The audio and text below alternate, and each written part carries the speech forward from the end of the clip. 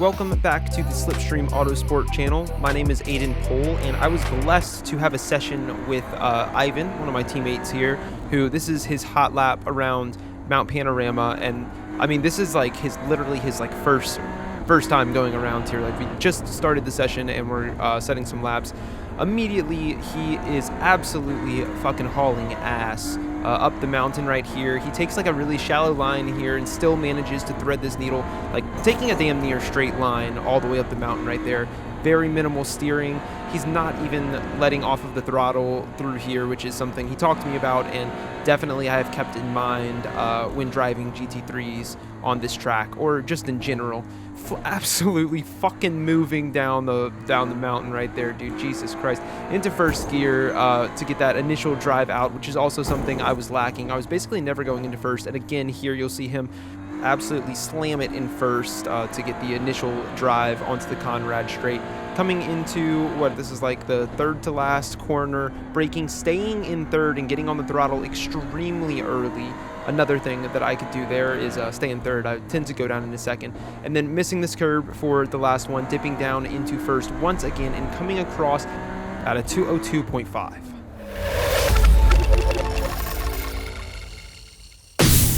Now this is my first lap. This is immediately after that lap we just saw. I hop in trying to take hold of what I saw him do and run into the wall up the hill. So botched my first lap, and we're using a qualifying setup, so I only have one lap left. Gonna try and make the best of it, especially when I'm with somebody who's that fast. I really want to show up and show that I have pace.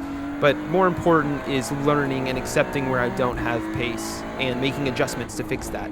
So I feel like I'm generally okay there. I do think I overslowed maybe a little bit. I held on to the brakes for too long. I believe he carries more speed in there. I also think I'm braking a little bit too early and a little bit too hard there. Maybe not cutting out wide enough. My line tends to be kind of pushing me towards that wall on the right and then towards that wall on the left right there, which I don't think I really need to be doing. I could have a much straighter and more direct line, travel less distance. Up the hill, still releasing off of the throttle more than I would like to, but I am actually keeping a very minimal amount of throttle, which is something I didn't used to do, so I am trying to keep into account. Slowing down way too much there, went down to third too early. I tend to like to use gearing kind of as markers. I did dip down to first there though, so I did take that from watching his lap.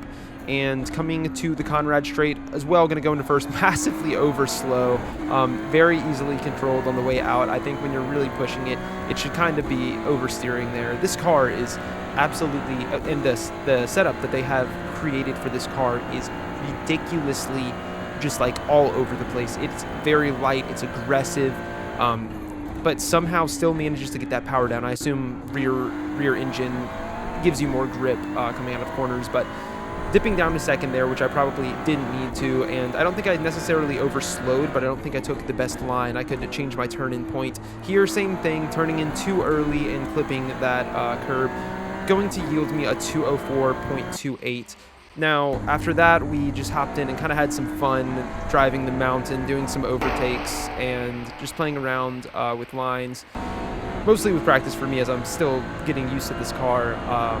And I really enjoy this car. I really enjoy GT3s in general, which if any of you watch my other content under my name, you'll know that I pretty much exclusively drive the Porsche Cup. But the more I drove these and doing the Daytona 24 with Slipstream Autosport as well, I begin to absolutely love how tight and how aggressive you can be in these things. It is ridiculous, and it's something I'm definitely not used to, but I would love to get accustomed to. Going down the mountain here, and he sends it around the outside, makes it work flawlessly, and you can see me getting a little bit of oversteer there, as is the case very often with me in this car. And after doing this session, I really decided that I want to drive these, if not competitively, on a pro scene, then at least competitively on the iRacing service. So hopping into iRacing, and you have to be a Class B in safety rating in order to drive the GT3s. Now, I'm a Class C. That's what you need for the Porsche Cup, and I have 236 races in C, but I'm only 0.1 away from the season promotion. This is the last week, so hopping into a race, we're going to finally race for SR and try and get that up, starting on pole with the 106.2. And I cannot launch this car. We're going to go 3 wide towards the first corner, which is not going to end well. There just really wasn't space for me. I guess I should have just completely backed out there, just slowed down. So definitely on me, I think he had bested me. I should have given him that position. Back onto the track in basically last place. And I think this is turn 3. There's a lot of stuff going on here. Big accident, and we just slow down. Again, we want safety rating. We just want to get above 3.0 before the season ends. And this is the last week, so we're really focusing on not running into anybody, not collecting any off tracks. This Red Bull car is going super slow, so we are going to take that position. Coming around on the next lap, and the car ahead is going to spin off to the right, pick up that position as well. And then a lot of stuff going on ahead of us. We have a little 0 times there with that green car. 2 cars off on the right. One of them rejoins in time to get ahead of the car ahead of us. And we kind of just settle into a rhythm. I wasn't really, this is about 5 or 6 laps later now at this point, and I'm not attacking. You really have to be aggressive to get a move done on this track or in park, which the guy behind me does right there, and I just let it happen. So he kind of bumps me out of the way. 0 times still, so I just have that 4 times contact from the beginning. And I think, you know what, if this guy's going to be aggressive, maybe I can follow him through safely and gain some positions. Sure enough, next lap, there we go. He does the exact same move, bumps that guy out of the way, and we follow him through on the next lap, and car number 12 absolutely sends it. And I back off. I pull to the left a little bit there, give him that position. I don't want to defend too hard. Coming into the infield, he's going to go deep, and we get a little aggressive here, cutting in between, and I felt like we had this position, but he just decides to continue taking the racing line, puts us in the wall, and unfortunately, that actually destroyed our car. So I think we had 8 incidents there, and we were like 7 or 8 laps behind, 14 laps behind, so we lose 0.07 and 110 iRating. So that fucked us up. Next race, I didn't save the replay. These are the results from that race. We gained a lot of iRating and safety rating, so we are 0.02 safety rating away from our season promotion. And some people would say, you know, just forget about positions and just drive safe to get that. But that is not who I am. So we're going to start on pole in the next race with a 106 flat. Not going to try too hard to defend this. I know that I just can't launch this car, and I can take a -1 position around the first corner. We slow down a lot there, and yeah, we basically back up the field. It was not intentional. I got a little bit of oversteer, and you can see me up there. I mean, honestly, I'm not sure if it had all that much to do, but all hell breaks loose behind me. This guy knows how to avoid incidents driving through the grass.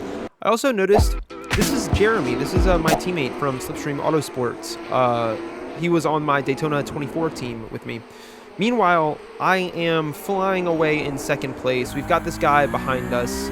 I'm honestly not sure what happens to him. At some point, he just vanishes into thin air. So our pressure from behind basically gets relieved. And this gap that we have to first place slowly grows over the course of, it's probably about 6 laps. He pulls away, driving consistently about 1.5 to 2 tenths faster than me. I was pretty consistent myself, though, driving around all within a tenth between like 106 down to 105.9, 105.8. But he is still faster. You can see that gap growing ahead. Eventually, on lap 8, he does lock up his tires into the fateful turn 1, which happens to so many people on this track. It is ridiculous. That closes our gap up by about a second. So I don't know if we're really in his slipstream, but mentally I'm in a much better place knowing that I'm closer to him. And we kind of hold that gap around that exact gap for a lot of the race. He has overheated tires, of course, after locking up his tires, so I assume he's taking it a little bit gently. And he makes a little bit of mistakes here and there, nothing huge, but just moments where I notice he misses the apex by a little bit, or he has to brake a little bit longer than he typically would to get the nose around. So essentially missing the apex and correcting himself. By about lap, I want to say this is like 14 or 15, we begin to run into back markers. it's a love-hate relationship with back markers. Sometimes they hurt you and sometimes they help you. So, I mean, that's when you love and that's when you hate them.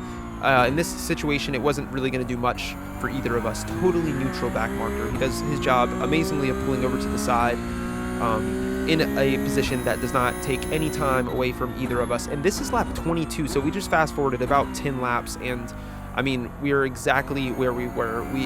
He's probably pulled away by a half of a tenth, maybe, or somewhere around there. And this was actually our fastest lap. So, I mean, we're low on fuel, the car is lighter, and we're really just able to get that nose turned in so nicely. We've lowered the brake bias as well at this point, just to give ourselves a little bit more of an edge in terms of braking deeper into the corner and kind of throwing the car into oversteer at the right moment. Coming around to the first turn of the last lap, he does it. He fucking cooks his tires, and we get through on the first turn of the last lap. And man, after 22 laps of driving like basically identically to each other, well, maybe not 22, the last 10 laps identically to each other, it feels so freaking good to be able to get that position. Even though it wasn't really an overtake, I still worked for it. I had to put in consistent laps, and this wasn't my fastest race. Actually, it was slower than my fastest race by over a second overall, but it was my most consistent race, definitely. Absolutely my most consistent race. All my laps within about like 2/10 of each other, with the exception of 1 or 2. And that is a race win for us coming across the line. Man, exactly what we needed. A great way to end the season. It puts us up above the safety rating requirement for the season promotion. Joshua Jablonski, great race, man. God, it was amazing. But most importantly, what that allows me to do next season, which I think is like 2 or 3 weeks from now, is drive these bad boys competitively on the service. So everybody who's out there driving GT3s, get ready, because I'm about to probably run in the back to mid pack 2 seconds slower than everybody, but fuck it, it's going to be awesome.